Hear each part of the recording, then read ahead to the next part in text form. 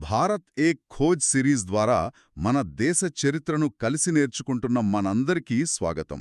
ఈరోజు మనం 31వ భాగం గురించి మాట్లాడుకోబోతున్నాం. ఇది భారతదేశ చరిత్రలో ఒక చాలా పెద్ద మలుపు. ఊహించుకోండి, ఒకవైపు ఢిల్లీ సింహాసనం కదిలిపోతోంది, మరోవైపు రాజపుత్రులందరూ ఒకే నాయకుడి కింద ఏకమవుతున్నారు. అదే సమయంలో కాబూల్ నుండి ఒక కొత్త శక్తి, ఒక కొత్త ఆశయంతో మన దేశం వైపు చూస్తోంది. ఇది ముగ్గురు వ్యక్తుల కథ: ఇబ్రహీం లోడీ, రాణా సంగా మరియు బాబర్. వాళ్ల నిర్ణయాలు మన దేశ భవిష్యత్తును ఎలా మార్చేశాయో చూద్దాం. సరిగ్గా చెప్పారు. ఇది కేవలం రాజ్యాల మధ్య జరిగిన యుద్ధం కాదు. ఇది ఒక శకం ముగింపు, మరో శకం ప్రారంభం. అంటే పాత యుద్ధ పద్ధతులకు, కొత్త టెక్నాలజీకి మధ్య జరిగిన ఒక పెద్ద పోరాటమన్నమాట. ముఖ్యంగా 16వ శతాబ్దం మొదట్లో భారతదేశం ఒక కూడలిలో నిలబడి ఉంది. ఢిల్లీ సుల్తానుల అధికారం తగ్గిపోతోంది. మరి ఆ ఖాళీని ఎవరు భర్తీ చేస్తారు? రాజపుత్రులా, లేక బయటనుంచి వచ్చే శక్తులా? ఈ ప్రశ్నలకు సమాధానాలే ఈరోజు మన చర్చ. అయితే ముందుగా ఆనాటి పరిస్థితిని అర్థం చేసుకుందాం. ఢిల్లీ సల్తనత్ పేరుకే ఉంది కాని దాని పట్టు పూర్తిగా సడలిపోయింది కదూ. అవును. దేశమంతా చిన్న చిన్న స్వతంత్ర రాజ్యాలు: బెంగాల్, గుజరాత్, మాల్వా, మళ్లీ దక్షిణాన విజయనగర సామ్రాజ్యం, ఇలా ఎవరికివారే. ఈ గందరగోళంలో ఢిల్లీని పాలిస్తున్న లోడీ వంశం అధికారాన్ని మళ్లీ నిలబెట్టుకోవాలని చూస్తోంది. కాని అసలు శక్తి, అసలు డ్రావా అంతా రాజస్థాన్లోని మేవాడ్లో జరుగుతోంది.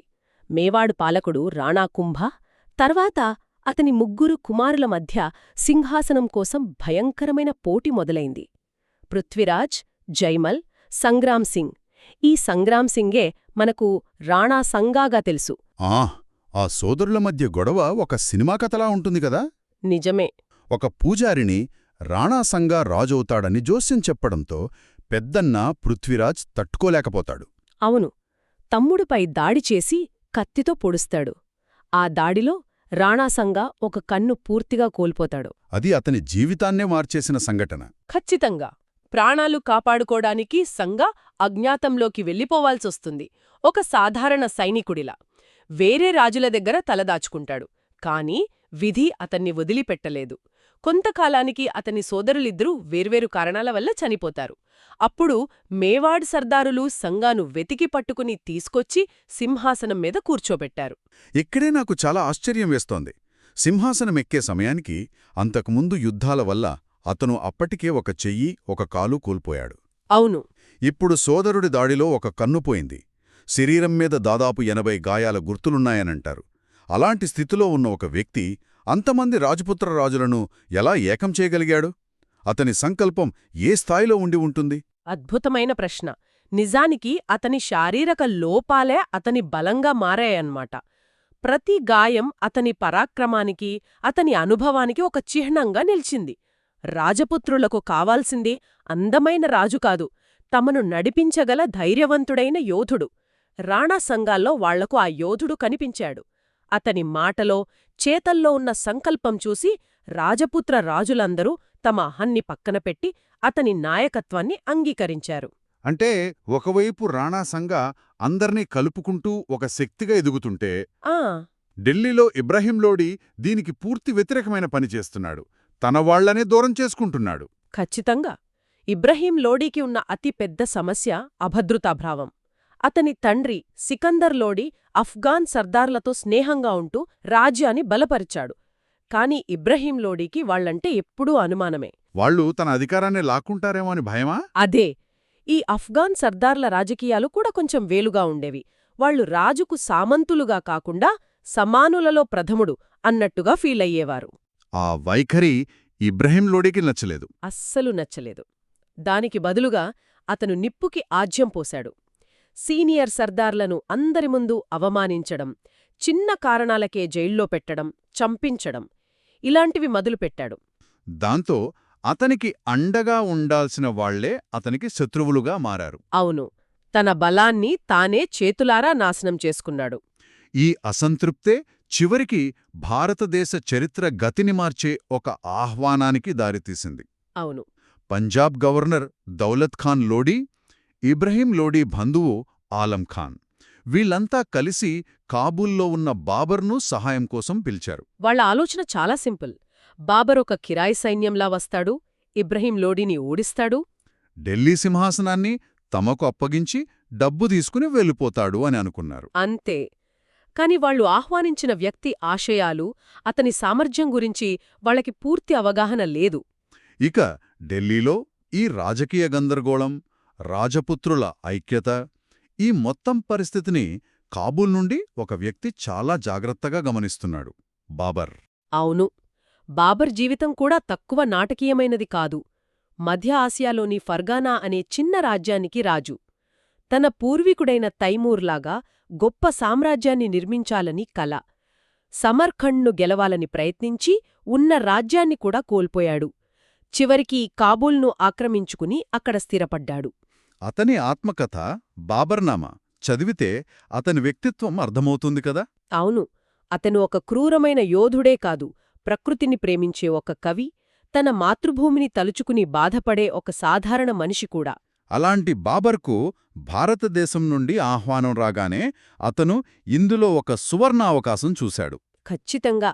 అతనికి రాణాసంగ నుండి కూడా ఒక రకమైన ఆహ్వానం అందిందని చెబుతారు. నువ్వు ఢిల్లీపై దాడి చెయ్యి, నేను ఆగ్రాపై దాడి చేస్తాను. కలిసి లోడీని ఓడిద్దామని. ఈ ఆహ్వానాలన్నీ చూసి భారతదేశంలో రాజకీయ అనైక్యతను గమనించి బాబర్ తన చిన్న సైన్యంతో బయలుదేరాడు. అది చరిత్ర ప్రసిద్ధి చెందిన మొదటి పానిపట్ యుద్ధానికి దారితీసింది. 1526 పానిపట్. ఒకవైపు ఇబ్రహీం లోడీకి చెందిన 1,00,000కు పైగా సైన్యం, వేలాది ఏనుగులు. మరోవైపు బాబర్ దగ్గర కేవలం 12,000 మంది సైనికులు. కాగితంపై చూస్తే ఇది పోరాటమే కాదు, లోడీకి సులభమైన విజయంలా కనిపిస్తుంది. కాని యుద్ధభూమిలో జరిగింది వేరు. అవును, ఇక్కడే మనం గమనించాలి. అంతవరకు భారతదేశంలో యుద్ధాలంటే ఏంటి? రాజపుత్రుల ధైర్యం, కత్తిసాము, ఏనుగుల బలం ఇవే ఫలితాన్ని చెప్పేవి. కాని బాబర్ తనతో ఒక కొత్త ఆయుధాన్ని తెచ్చాడు. ఫిరంగులు. అవును, ఫిరంగులు. ఆ శబ్దం, ఆ విధ్వంసం లోడీ సైన్యానికి, ముఖ్యంగా ఏనుగులకు పూర్తిగా కొత్త. వాటిని ఎలా ఎదుర్కోవాలో వాళ్లకస్సలు తెలీదు. కేవలం ఫిరంగులే కాదు, బాబర్ వ్యూహం కూడా అద్భుతమైనది అంటారు. ముందు వరుసలో బండ్లను కట్టి వాటి మధ్యలో ఖాళీలు వదిలి ఫిరంగులను పెట్టాడు. లోడీ సైన్యం నేరుగా వచ్చి ఆ బండ్లను ఢీకొని ఆగిపోగానే ఫిరంగులు నిప్పులు చెరగడం మొదలుపెట్టాయి. అదే సమయంలో పక్కల నుండి బాబర్ అశ్వికదళాలు మెరుపువేగంతో దాడిచేసి లోడీ సైన్యాన్ని వెనుక నుండి చుట్టుముట్టాయి. అంటే ముందు ఫిరంగుల మోత, వెనుక పక్కల నుండి దాడులు. వాళ్లు పూర్తిగా ఇరుక్కుపోయారు. అంతే. ఎటూ పోరాడాలో తెలియని పూర్తి గందరగోళం. కొద్ది గంటల్లోనే యుద్ధం ముగిసిపోయింది. ఇబ్రహీం లోడీ యుద్ధభూమిలోనే చనిపోయాడు. ఢిల్లీ, ఆగ్రా బాబర్ వశమయ్యాయి. కాని బాబర్కు అసలైన అతిపెద్ద సవాలు ఇంకా మిగిలే ఉంది: రాణాసంగ రూపంలో. అవును, పానిపట్ యుద్ధం ఢిల్లీ సుల్తానుల కథను ముగించింది. కాని భారతదేశపు తదుపరి చక్రవర్తి ఎవరో నిర్ణయించలేదు. ఆ నిర్ణయం జరగాల్సింది ఖన్వా యుద్ధభూమిలో. రాణాసంగ నాయకత్వంలో దాదాపు 1,00,000 మంది రాజపుత్ర సైన్యం, ఆఫ్ఘన్ సర్దారులు బాబర్ను ఎదుర్కోవడానికి ఏకమయ్యారు. ఇది ఇద్దరు యోధుల మధ్య పోరాటం మాత్రమే కాదు, భారతదేశపు భవిష్యత్తు కోసం జరిగిన యుద్ధం. రాజపుత్రుల పరాక్రమం గురించి విని బాబర్ సైన్యంలో భయం మొదలైందనంటారు. ఇది నిజం. చాలామంది సైనికులు తిరిగి కాబూల్ వెళ్ళిపోదామని సలహా ఇచ్చారు. ఇక్కడే ఒక నాయకుడి అసలైన సత్తా బయటపడుతుంది. బాబర్ తన సైన్యం అందరినీ పిలిచి ఒక అద్భుతమైన, ఉత్తేజకరమైన ప్రసంగం చేశాడు. జిహాడ్ అని ప్రకటించాడు కదా. అవును, ప్రతి మనిషి పుట్టింది చనిపోవడానికే. గౌరవప్రదమైన మరణం కన్నా గొప్పదేముంది? ఇది రాజ్యం కోసం కాదు, దేవుడి కోసం చేసే యుద్ధం. గెలిస్తే ఘాజీలమవుతాం, చనిపోతే స్వర్గానికి వెళ్తాం అని వారిలో ధైర్యాన్ని నింపాడు. కేవలం మాటలతో ఆగలేదు. తాను జీవితంలో మళ్లీ మద్యం ముట్టనని శపథం చేసి తన బంగారు, వెండి మధుపాత్రలను సైనికుల కళ్ల ముందే పగలగొట్టాడు. ఖచ్చితంగా. ఆ ఒక్క చర్యతో తను ఈ యుద్ధంపై ఎంత నిశ్చయంతో ఉన్నాడో నిరూపించాడు. 1527లో ఖన్వా దగ్గరే 2 సైన్యాలు తలపడ్డాయి. రాజపుత్రులు చాలా వీరోచితంగా పోరాడారు. ఒక దశలో బాబర్ సైన్యం ఓడిపోయేలా కనిపించింది. కాని మళ్లీ టెక్నాలజీ, వ్యూహం కీలక పాత్ర పోషించాయి. అవును, యుద్ధం మధ్యలో ఒక కీలకమైన సంఘటన జరిగింది. రాణాసంగా నుదుటిపై ఒక బాణం తగిలి అతను స్పృహ తప్పి పడిపోయాడు. అదే యుద్ధాన్ని మలుపు తిప్పింది. అవును, నాయకుడు పడిపోయాడనే వార్తతో రాజపుత్ర సైన్యంలో గందరగోళం మొదలైంది.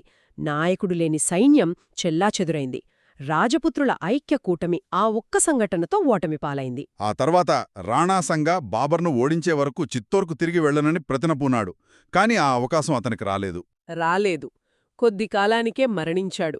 అతని మరణంపై కూడా భిన్న కథనాలున్నాయి. యుద్ధంలో అయిన గాయాల వల్లే మరణించాడని కొందరు, మరికొందరు అతని సర్దార్లే అతనికి విషం పెట్టి చంపారని చెబుతారు. కారణం ఏదైనా రాణాసంగా మరణంతో రాజపుత్రుల ఐక్య ప్రతిఘటనకు తెరబడింది. అవును, ఉత్తర భారతదేశాన్ని ఏకం చేయాలన్న వారి చివరి గొప్ప ప్రయత్నం కూడా అక్కడతో ముగిసిపోయింది. ఇక బాబర్కు భారతదేశంలో తిరుగులేదు. కాని అతనిక్కడ ఎక్కువ కాలం జీవించలేదు. 1526లో వచ్చి 1530లో మరణించాడు. ఆ 4 ఏళ్లు కూడా నిరంతరం యుద్ధాలతోనే గడిచిపోయాయి. అతను బాబర్నామాలో భారతదేశాన్ని గెలిచినా తన మాతృభూమి కాబూల్ను ఎంతగానో మిస్ అయినట్టు రాసుకున్నాడు. ఇక్కడి వేడి, దుమ్ము, ఇక్కడి పండ్లలో రుచిలేకపోవడం గురించి కూడా ఫిర్యాదు చేశాడు. అతను ఎప్పుడూ తనను తాను ఒక ప్రవాసిగానే భావించుకున్నాడు. అతని మరణం గురించి కూడా ఒక ప్రసిద్ధ కథ ఉంది. అతని కుమారుడు హుమాయున్ తీవ్ర అనారోగ్యంతో ఉన్నప్పుడు బాబర్ దేవుడిని ప్రార్థిస్తూ, ఓ అల్లా, నా కొడుకు ప్రాణాలకు బదులుగా నా ప్రాణాలను తీసుకో అని వేడుకున్నాడట. ఆశ్చర్యకరంగా ఆ తర్వాత హుమాయున్ కోలుకోవడం, బాబర్ ఆరోగ్యం క్షీణించి మరణించటం జరిగాయని అంటారు. ఇది చారిత్రకంగా ఎంతవరకు నిజమో చెప్పలేం గాని ఒక తండ్రిగా అతని ప్రేమను తెలియజేస్తుంది. అవును, అతని చివరి కోరిక కూడా అతని మనసు ఎక్కడుందో చెబుతుంది. తనను కాబూల్లోని ఒక తోటలో సమాధి చేయమని కోరాడు. మొఘల్ సామ్రాజ్య స్థాపకుడు చివరికిక్కడ ఒక అపరిచితుడుగానే తన జీవితాన్ని ముగించాడు. కాబట్టి ఈ భాగం మనకు చాలా స్పష్టంగా ఒక శకం ముగింపును, మరొక శకం ప్రారంభాన్ని చూపిస్తుంది. ఢిల్లీ సల్తనత్ పూర్తిగా పతనమై భారతదేశంలో మొఘల్ సామ్రాజ్యానికి పునాది పడింది. రాణాసంగా ఓటమితో రాజపుత్రుల ఐక్యశక్తి బలహీనపడింది. భారతదేశ రాజకీయ ముఖచిత్రం పూర్తిగా మారిపోయింది. ఈ మొత్తం కథ విన్న తర్వాత మనల్ని ఆలోచింపజేసే కొన్ని ప్రశ్నలు మిగిలిపోతాయి. బాబర్ను మనం కేవలం ఒక విదేశీ ఆక్రమణదారుడిగా చూడాలా, లేక శతాబ్దాలుగా ఉన్న రాజకీయ అస్థిరతను అంతం చేసి ఒక సుస్థిరమైన పాలనకు పునాది వేసిన పాలకుడిగా చూడాలా? ఇది చాలా సంక్లిష్టమైన ప్రశ్న. దీనికి సులభమైన సమాధానం లేదు. మరో ముఖ్యమైన ప్రశ్న కూడా ఉంది. రాణాసంగా ఓటమికి కారణం కేవలం బాబర్ ఫిరంగులు, అతని వ్యూహాలేనా, లేక రాజపుత్రుల మధ్య ఉన్న అంతర్గత కలహాలు, పాతకాలపు యుద్ధ పద్ధతులకు అంటిపెట్టుకుని ఉండటం కూడా అంతే ముఖ్యమైన పాత్ర పోషించాయా? ఒకవేళ ఖన్వా యుద్ధంలో రాణాసంగా గెలిచి ఉంటే ఈరోజు భారతదేశ చరిత్ర ఎలా ఉండేది? ఈ ప్రశ్నలు మనల్ని గతాన్ని మరింత లోతుగా, విమర్శనాత్మకంగా అన్వేషించేలా చేస్తాయి.